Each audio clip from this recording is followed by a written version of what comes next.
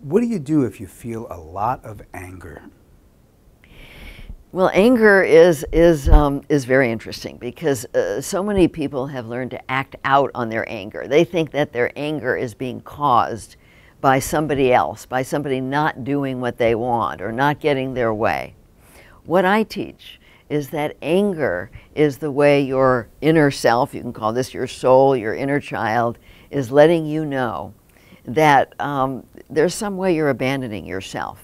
So that inner child is angry at you for some way that you're not taking care of yourself, and then it gets projected out onto others in the form of anger, of blame, making other people responsible for you.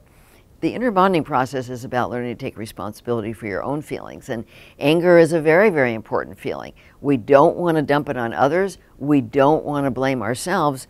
We want to learn. Anger is an indication that there's something to learn about how we're abandoning and rejecting ourselves. What percentage of people who come to you for depression do you advise to take antidepressants? None.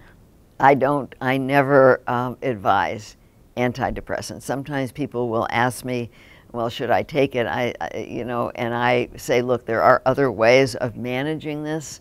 I suggest that they read The Emperor's New Drugs by Irving Kirsch, which shows that they're placebos, that they don't do anything but harm us. And I mean, people don't always listen to me, but it's another form of self-abandonment. Taking a drug to numb out your feelings, listening to the drug companies that there's something chemically wrong in your brain that a drug fixes is sad. There may be chemically things wrong in your brain, but it's not because it's a lack of drug. It's because your gut is out of balance and it's sending toxicity into your brain.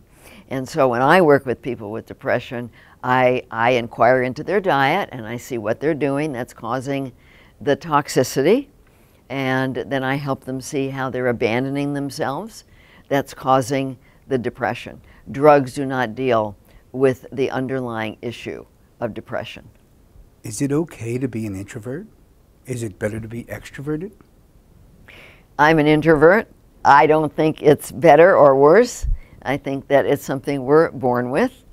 And unfortunately in our society is very extroverted. Like if you lived in Asia, the more of the people are introverted. But to me, introversion is fine. It took me a long time to understand that.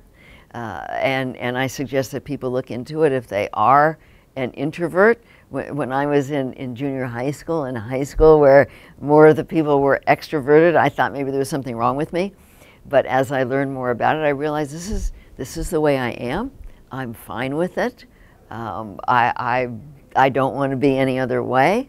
And it's really important for each of us to understand what we're like naturally in our soul and to value that and to honor that and not to judge ourselves for being different or not being an extrovert. It's not like it's better or worse. It's just a different way of being in life.